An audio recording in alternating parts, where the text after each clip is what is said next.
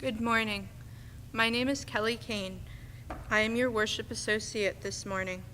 Welcome to First Religious Society Unitarian Universalist in Newburyport, Massachusetts. We are living in challenging times. Forces press upon us that suggest we best live in fear, separation, and blame. Instead, we choose to come together as a church community committed to love, peace, and justice. Our core values are authentic connection, courageous action, love, spirituality, and wonder. Our mission and our invitation to all of you is to come as you are, journey together in love, act with courage, and transform our world. If you are visiting today or joining us for the first time, we are especially glad that you are with us this morning. As you join us online, there are links you can click to see today's order of service. If you joined from YouTube, the links are just below the live stream. Please click on the word "See More" if necessary to see them. If you are watching from our website, there are buttons below the live stream. Our service this morning is led by Reverend Heller Murjita, one of our affiliate ministers. She is ordained interfaith minister and graduate of the Chaplaincy Institute of Maine. She serves as a pastoral care associate and is on the Pastoral Friends team. She works as a consultant for the Massachusetts Department of Elementary and Secondary Education in the Office of Approved Special Education Schools and assists programs serving students with substantial physical, cognitive, and emotional needs who require intensive special instruction that cannot be met in public school settings. Thank you so much, Reverend Helen, for being with us this morning. Every Sunday, we say that it is no small thing that we have gathered.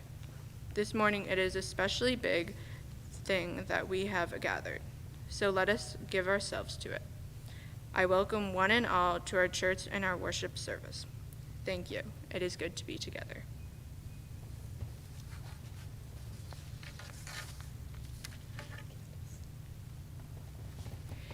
We are joyfully called to celebrate together in worship as a loving community. We are here to celebrate what we are doing right as community and to open our hearts and minds to those who appear as different.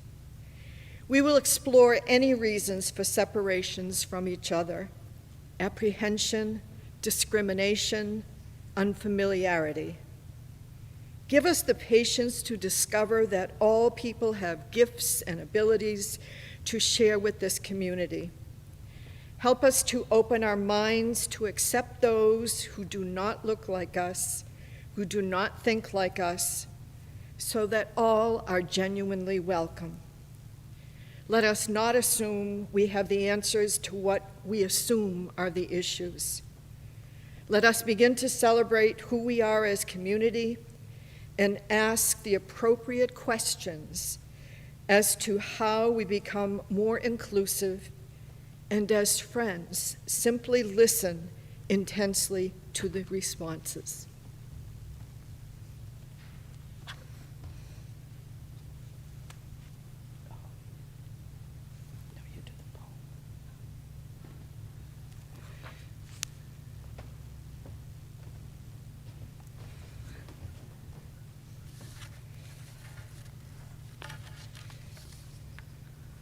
This poem, entitled Inclusion by Dipti Bhatia, who is affiliated with an organization in Chennai, India, that works with people with multiple disabilities. She has a congenital visual impairment and is passionate about inclusion and equality. To be a part and not stand apart. To belong and not to be isolated. To have friends and not just companions. To feel needed and not just be a person with needs. To participate and not just be a spectator. To have responsibilities and not just enjoy rights. To have opportunities and not favors is to really be included. Please join me now in saying the chalice lighting words while Kelly lights the chalice. The words are printed in your order of service. If you have a chalice or candle at home, I invite you to light it now. We gather this hour as people of faith, with joys and sorrows, gifts and needs. We light this beacon of hope, sign of our quest for truth and meaning, and celebration of the life we share together. Each week, we also light 2 candles of peace, representing 2 places on earth we lift up and remember as a sacred encounter with our world. There are untold number of places on earth that need peace.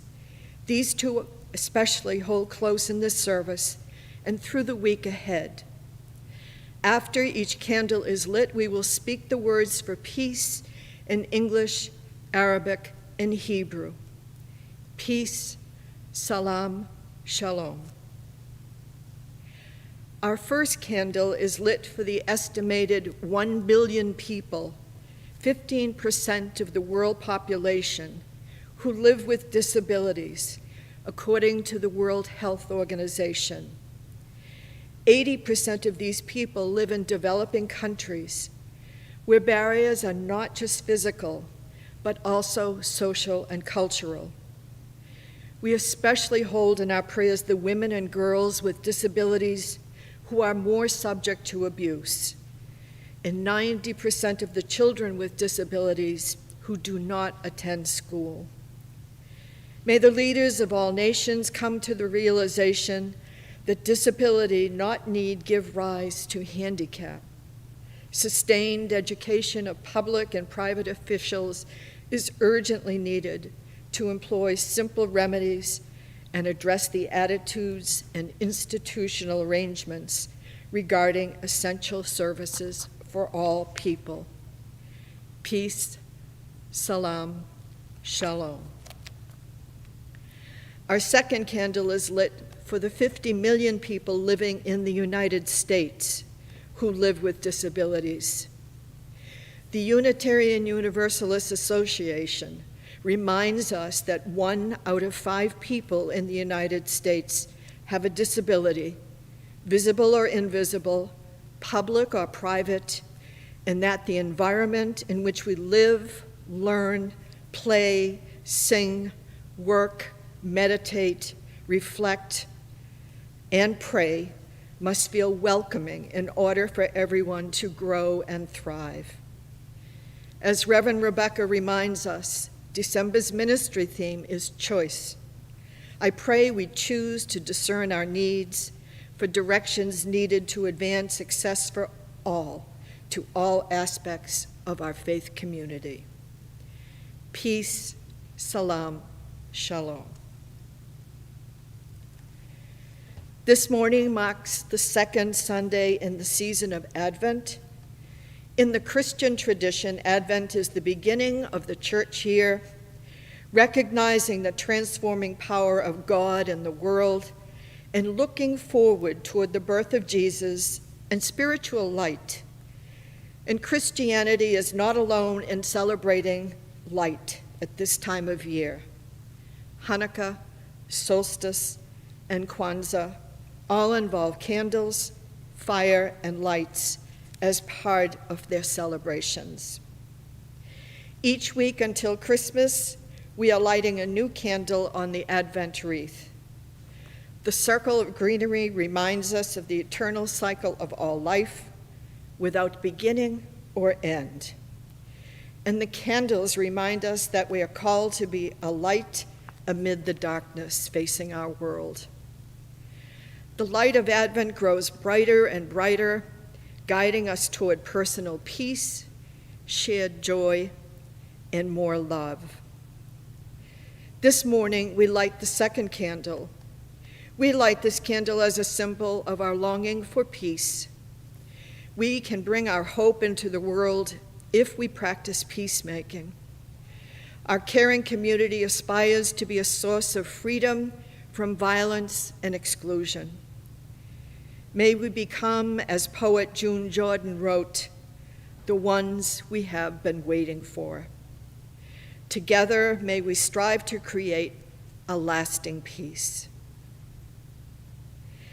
This morning, we also light a candle of hope and remembrance in recognition of the COVID-19 pandemic for all those who are struggling for economic security, all those fighting for their health, and all those who have lost their lives. We will light this candle each time we worship for as long as we live into this worldwide reality.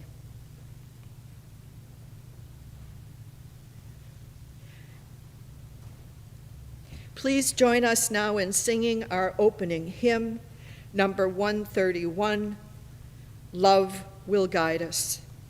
You can find the words and music in the hymn packet below the live stream.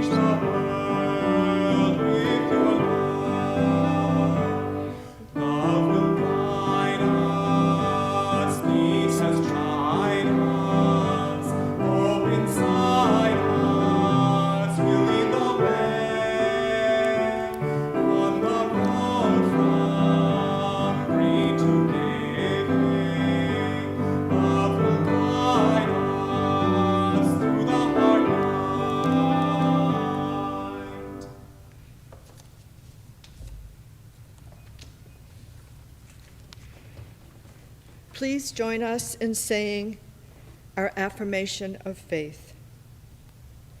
Love is the doctrine of this church. The quest of truth is its sacrament, and service is its prayer. To dwell together in peace, to seek knowledge and freedom, to serve humankind in fellowship, to the end that all souls shall grow into harmony with the divine. Thus do we covenant with each other and with God.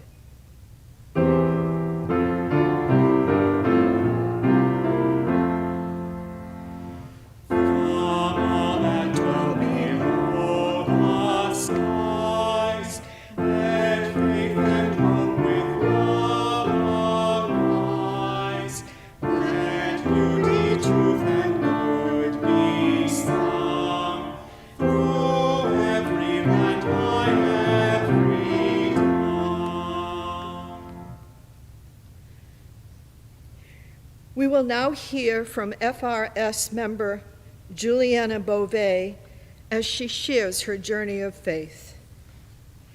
Juliana joined FRS in 2016, soon after settling down in Newburyport.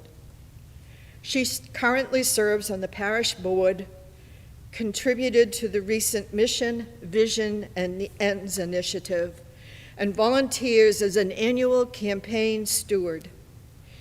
Juliana has been active in Unitarian Universalist congregations, off and on, since she was a young teenager, as she will describe in her journey.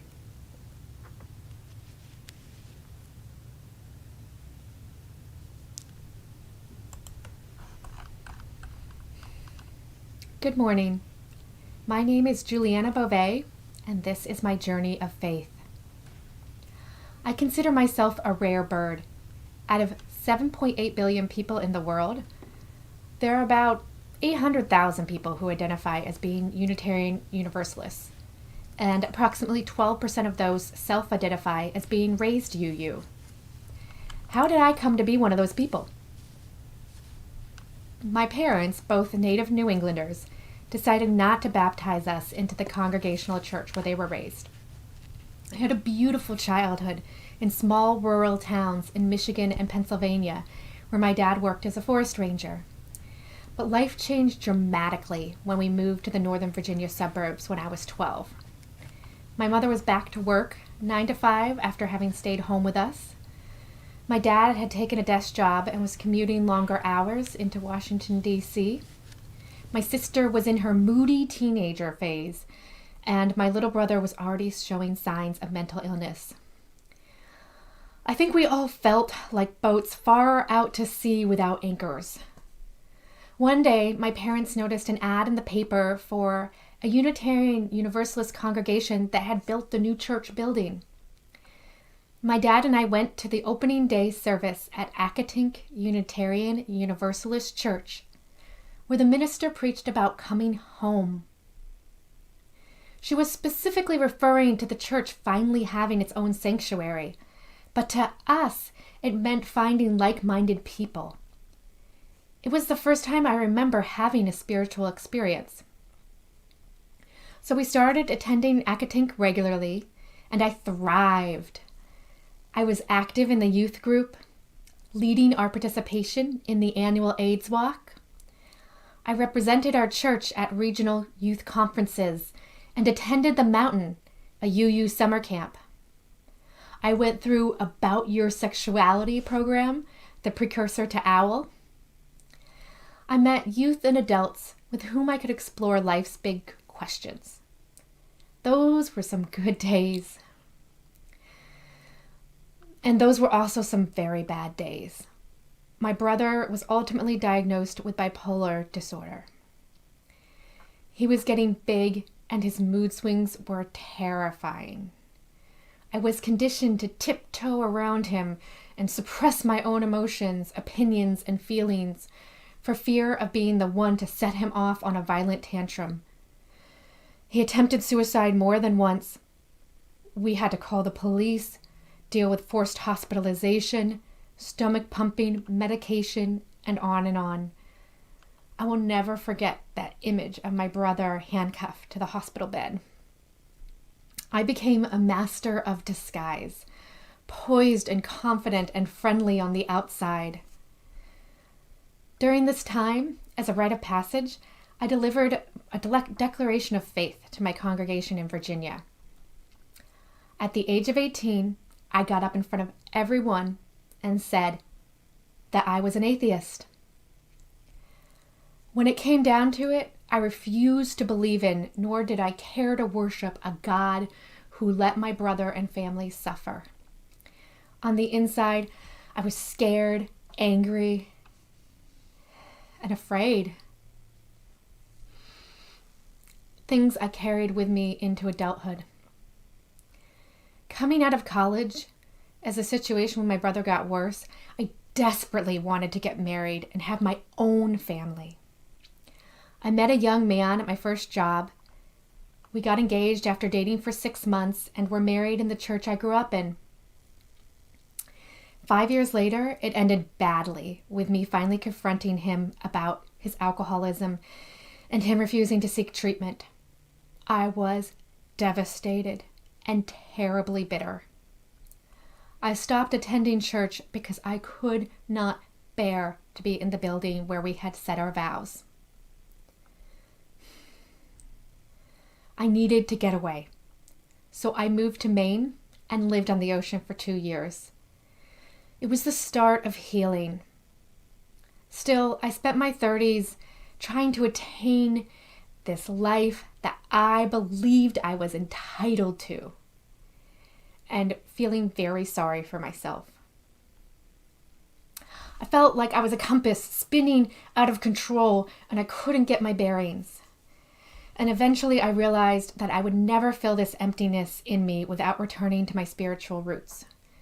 So 4 years ago, I started looking for condos within walking distance of UU churches, and Newburyport called to me, guiding me back to port. I do not say I'm an atheist now. After experiencing more of life, I wouldn't presume to know whether there is or isn't a higher power. I'm on a continued spiritual journey of learning, awakening, appreciating, and sharing. I've become a member of FRS. I serve on its board. I volunteer as an annual campaign steward, and I was part of the recent Mission and Vision initiative. I love our congregation and community. I'm so glad I came home to Unitarian Universalism. I hope that during the season, be it physically, virtually, or spiritually, you can find a way home as well. Thank you.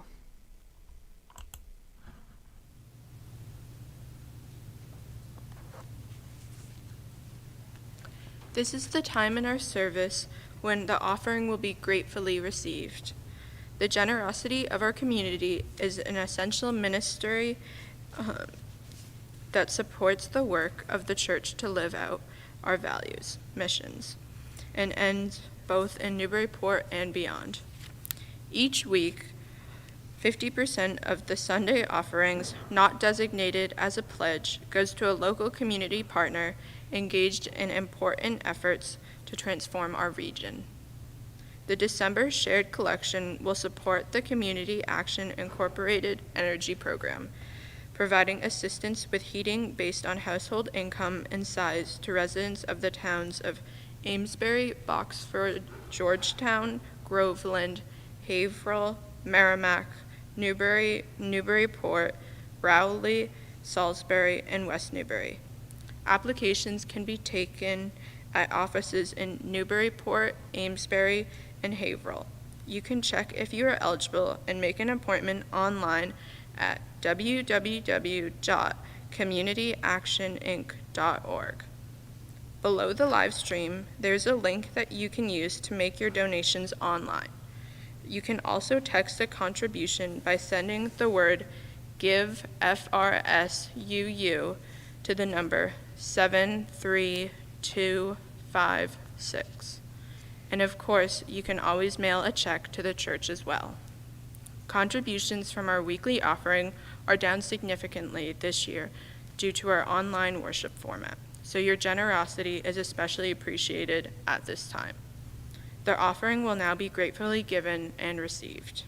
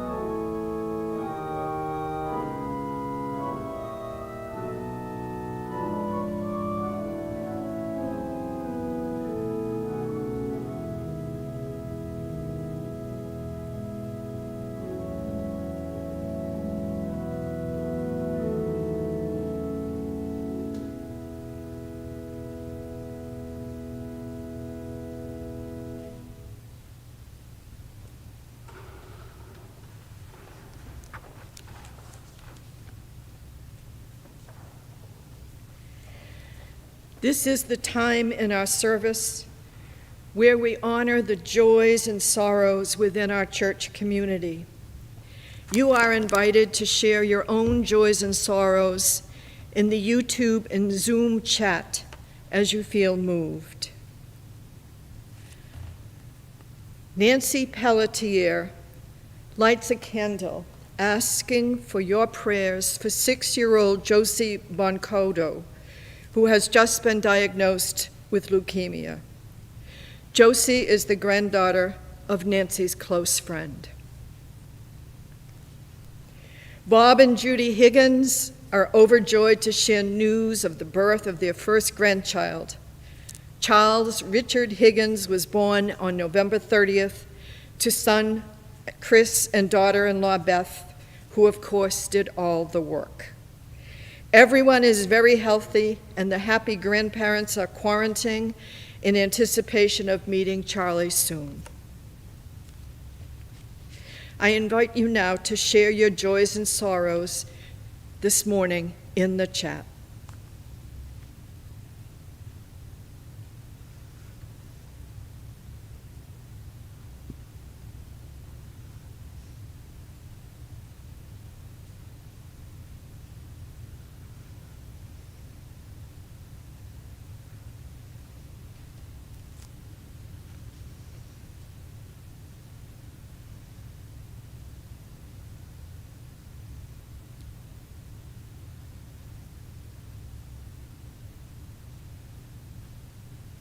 I would like to express gratitude to Juliana Beauvais for her very powerful journey of faith this morning.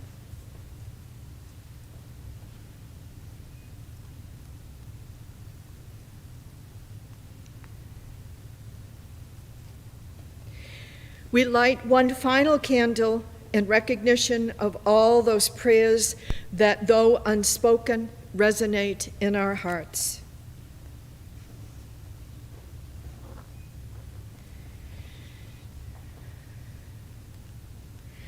Our reading and prayer today comes from David Morstad, written for the observance of the 30th anniversary of the passage of the Americans with Disabilities Act on July 26, 2020. The response after each intercession is, "Make us a people of belonging," which I invite you to speak from your home. Creator God, you have made each of us in your image, called us as your own, and gathered us as family. Yet we have chosen to make gods of our own abilities.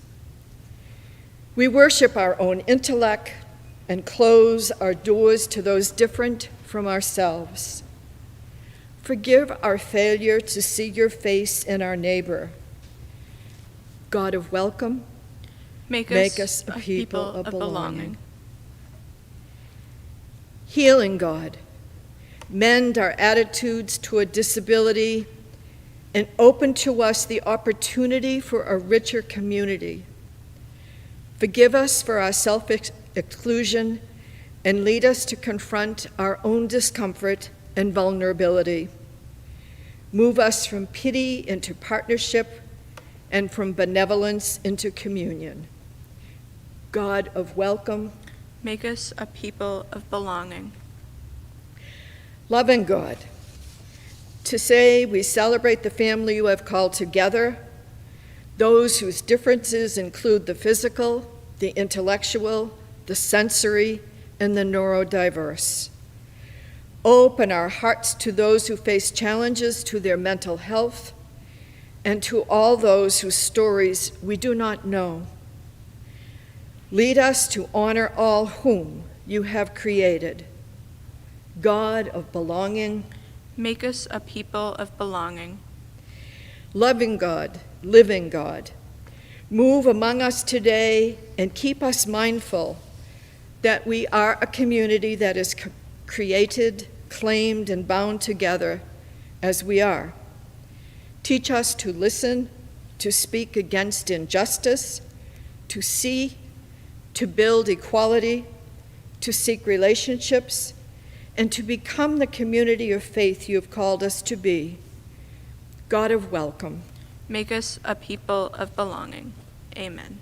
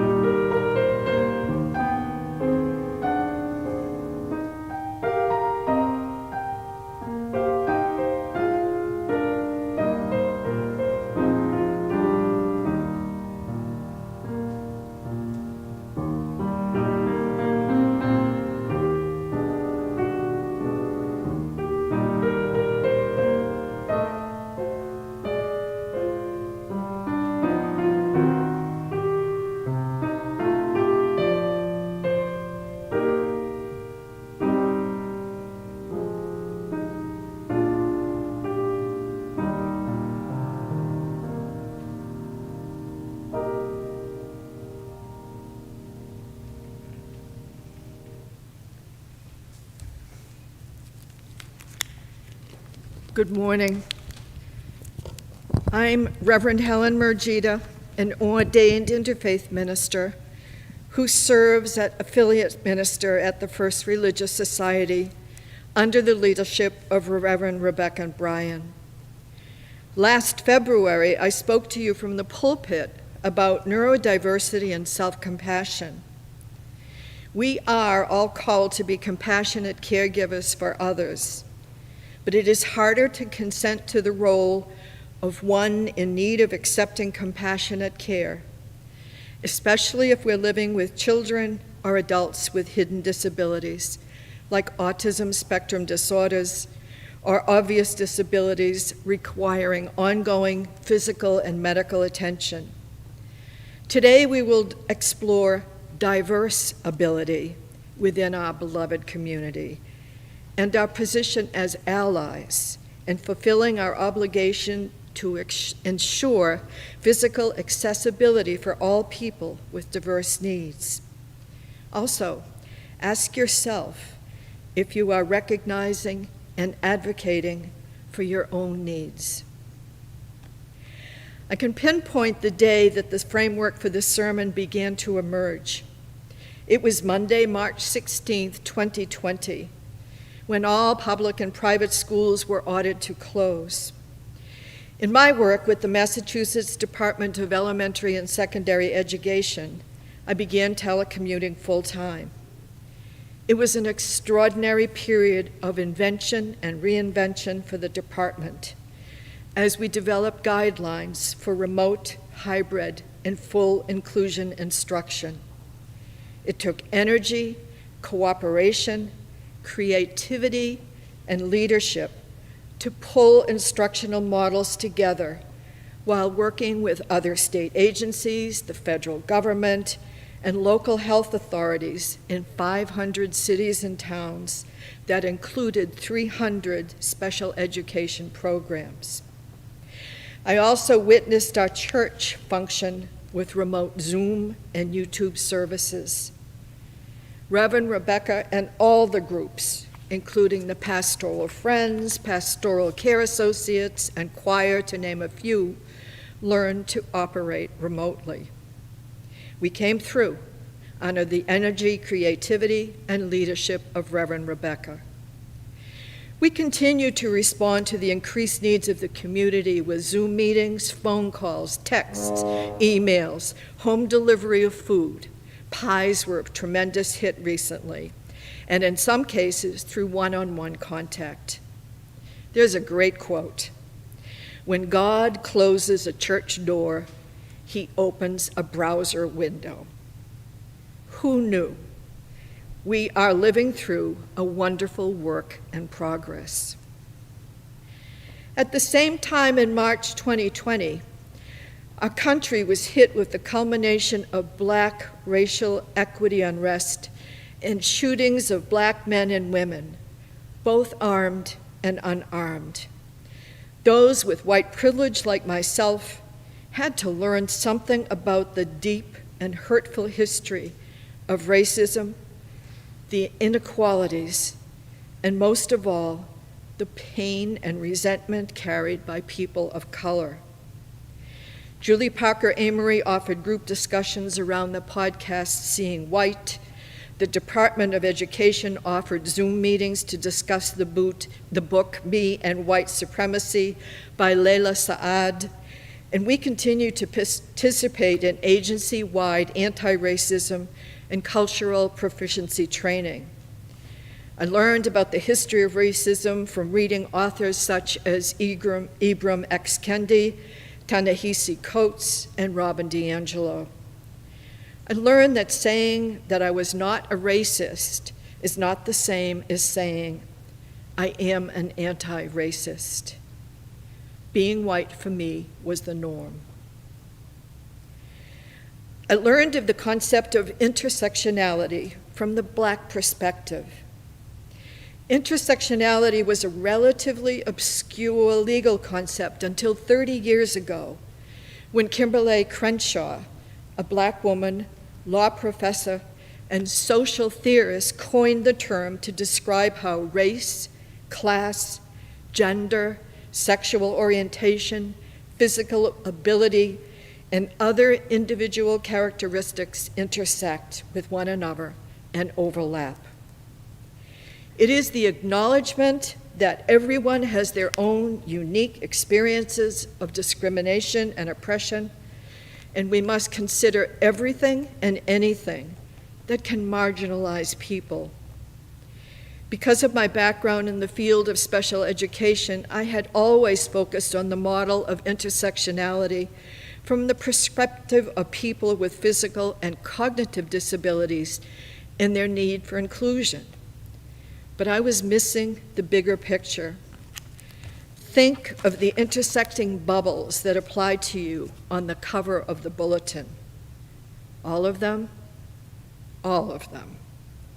We are a distinctive and a magnificent tangle of overlapping identities. People with diverse abilities is the descriptive phrase preferred rather than using labels such as people who are differently abled or people who have a disability. Nevertheless, I will be using the word disability quite frequently today. We must think before we speak, as we all know words can hurt. A disability is when a person has a physical or mental impairment, usually substantial and long-term, resulting in limitations with walking, lifting, hearing, seeing, or learning. Lack of mobility is the most common disability and is especially common in adults over age 65. It was not until the 1980s that the general population developed a notion of what it meant to be disabled. Prior to that, there was no history, culture, or politics of disability. And the Americans with Disability Act was not passed until 1990. Acquiring a disability is a very traumatic event. An impairment is simply a loss or abnormality in the way a body part works, which may or may not be permanent. For example, a cast on a broken leg, contact lenses, glasses, hearing aids allow people to overcome their impairment to different degrees. Lastly, and most importantly, a handicap refers to a condition or barrier imposed by the environment. A handicap refers to a condition or barrier imposed by the environment. For example, in our church, a person in a wheelchair would have difficulty accessing the pulpit, and the choir loft is inaccessible. Our side door does not have an automatic door opener, the same with the elevator to the lower level. We are experimenting using closed captioning in this service, thanks to the encouragement of Lee Pearson, and we have updated our sound system and removed benches in the rear of the church to accommodate wheelchairs. The Center for Disease Control says that 1 in 4 people can fall into the category of handicapped. So, do you have a disability, an impairment, or a handicap? If you have none of the above, you are indeed part of the non-disabled, and may you remain in that category. What is this thing called ableism? It's basically disability discrimination or disability prejudice. The term ableism was coined by United States feminists in the 1980s, using the disability rights during the disability rights movement.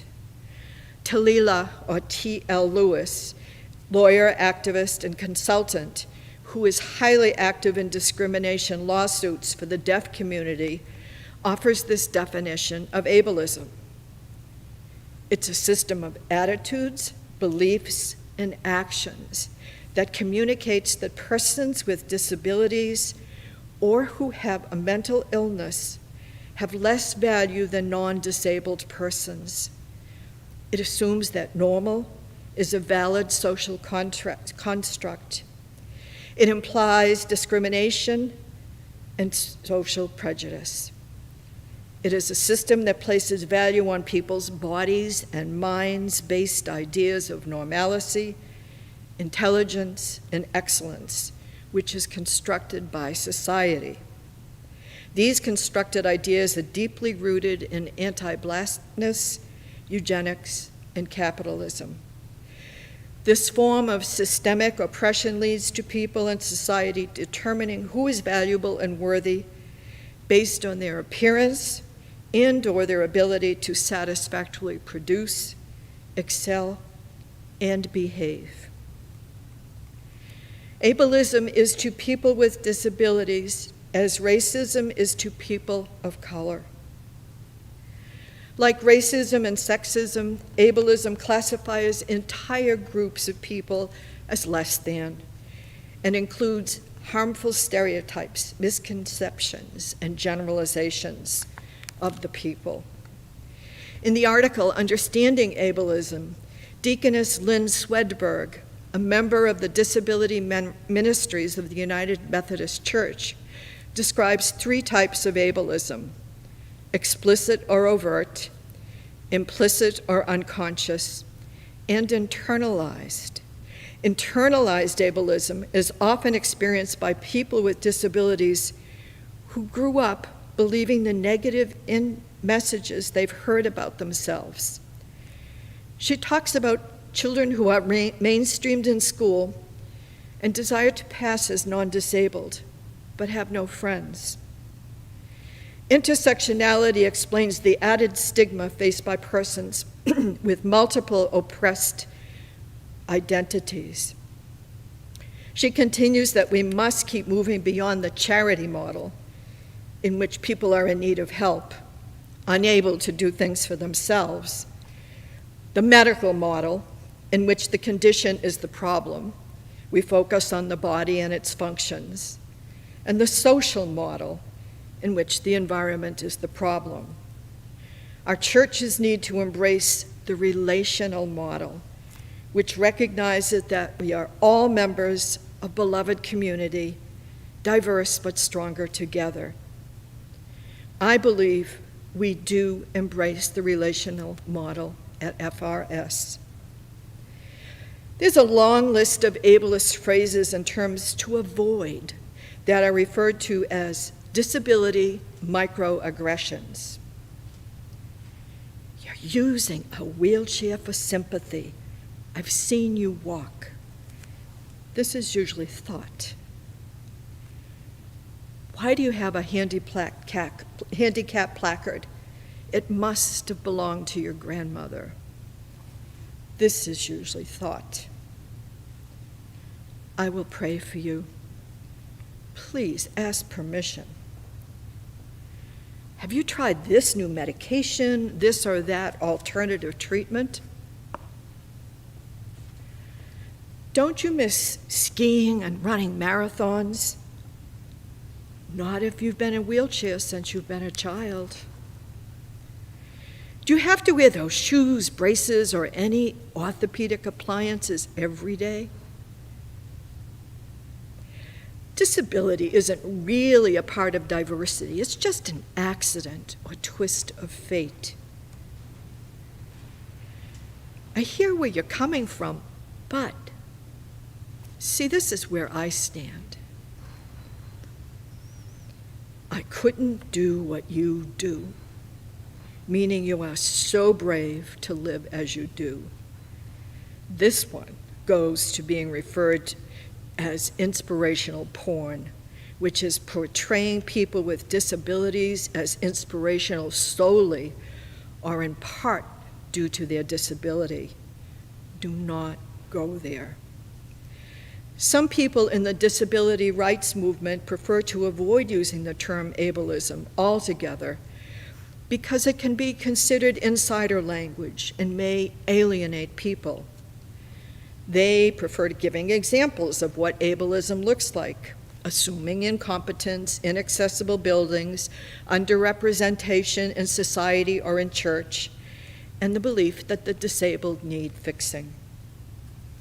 Some other examples of ableist language include using words such as lame, dumb, retarded, blind, deaf, idiot, imbecile, invalid, maniac, nuts, psycho, spaz, and crip. When I worked at McLean Hospital, a wonderful psychiatrist also banned using bedlam and asylum. When I began teaching in the late 1960s at the Cotting School for Crippled Children, now just the Cotting School, the students routinely referred to each other as Crips, and hearing spaz was common. The powerful Netflix documentary Crip Camp was filmed about that era. Crip Camp is about Camp Jennett, a summer camp in upstate New York. And students there were described as loose, free-spirited in the camp designed for teens with disability. The film focuses on those campers in the summer of 1971 who turned themselves into activists for the disability rights movement. And the film follows their fight for accessibility legislation. Barack and Michelle Obama serve as executive producers of the film. I highly recommend it and would love to have a discussion group around that film.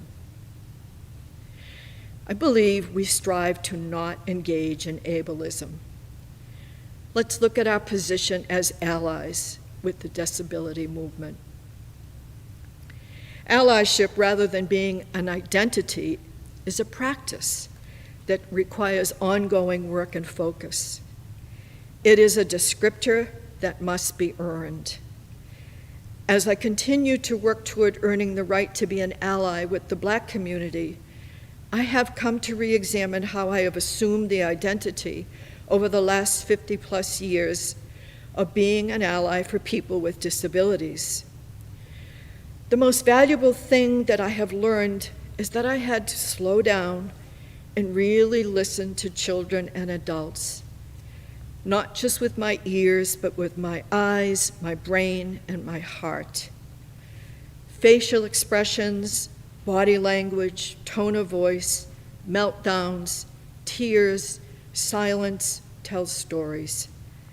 A non-disabled person such as myself, or a person from a different disability category, comes to understand that we need guidance working alongside persons with disability to understand what is essential in creating a just and equitable classroom, school, church, workplace, and our society. People do require accommodations for full participation due to mental health needs, back injuries, severe allergies, chronic fatigue, chronic pain, autism.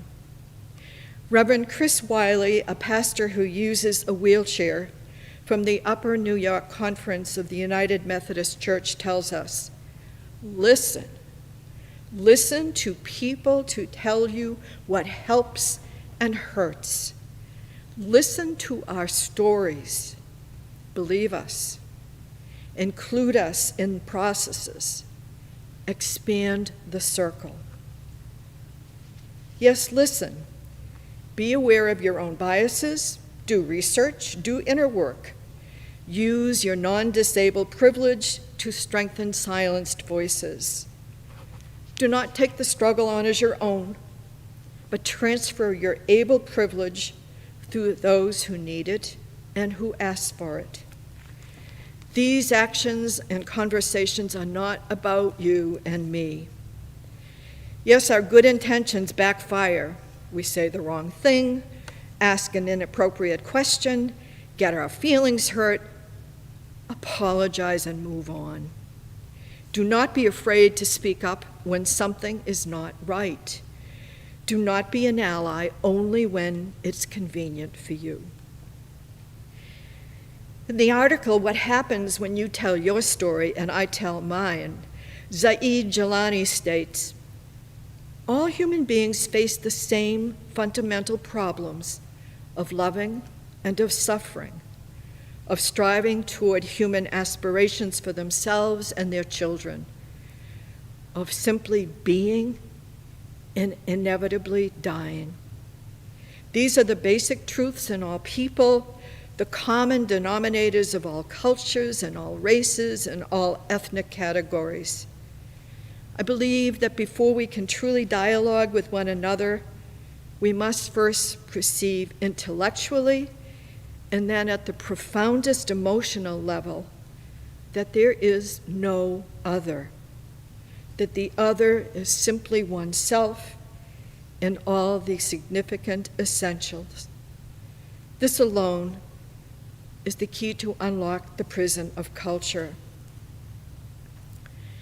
Our perspective on any sensitive topic is fluid and emergent. Taking as well as giving our perspectives helps us to bridge our differences. We cannot feel what people with disabilities are experiencing, but we can to understand why they feel the way they do.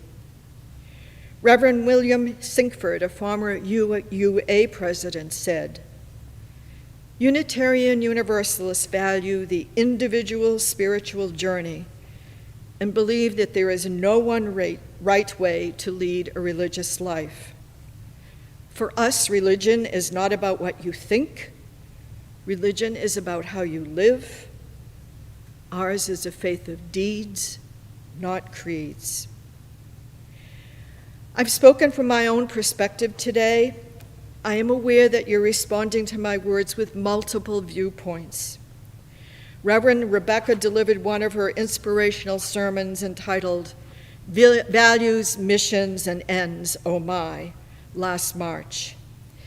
In it, she thanked us for loving one another, for listening to one another, and for sharing our truths and dreams for our beloved community.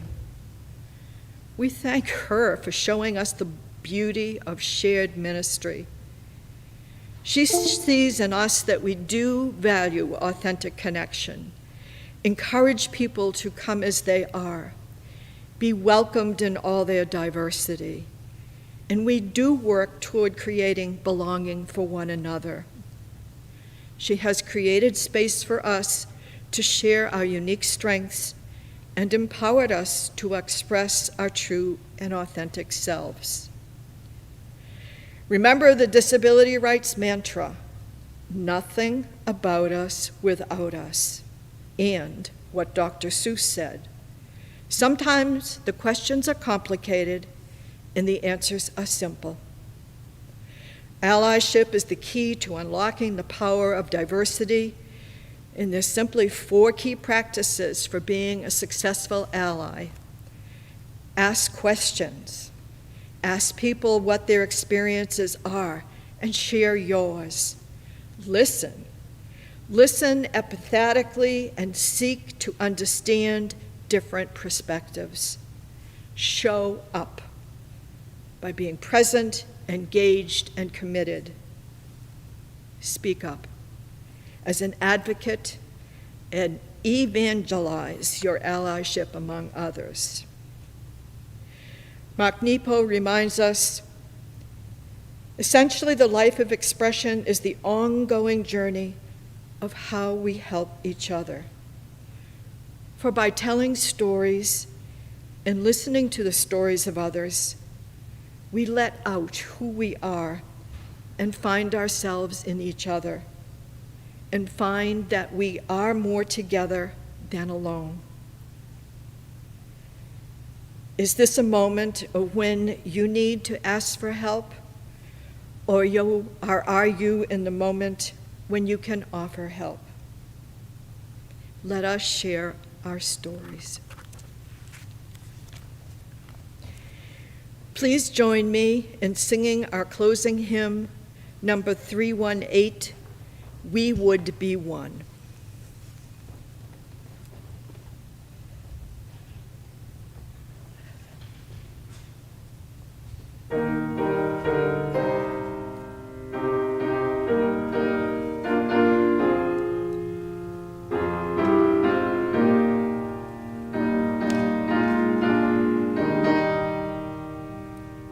We would be one as now we join in singing our hymn of love, to pledge ourselves anew to that high cause of greater understanding of who we are and what in us is true. We would be one in living for each other, to show to all a new community. We would be one in building for tomorrow a nobler world than we have known today.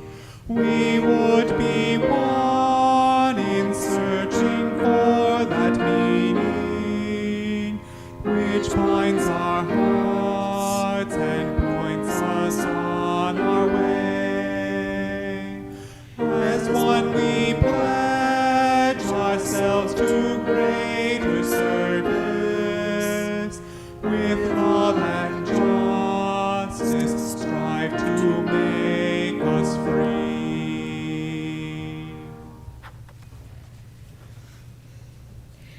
Please join me in saying the word.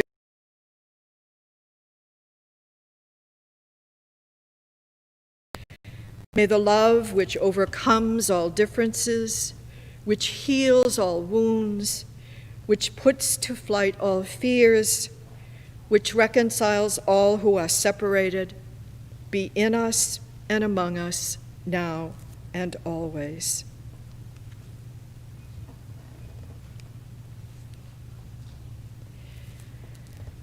Dear God, as we conclude our service, let us give thanks for our uniqueness, for all of the things we can learn for each other, for our similarities and our differences. Allow us to see the special talents in everyone around us, especially those hidden behind behaviors we do not understand or diagnoses which make us apprehensive. Help us to move beyond stereotypes and preconceived notions, to nurture the true spirit of all in our midst. Provide us with the resources to discover how we can each give back to our beloved FRS community in our own creative and extraordinary ways. Go in peace, love, and gratitude.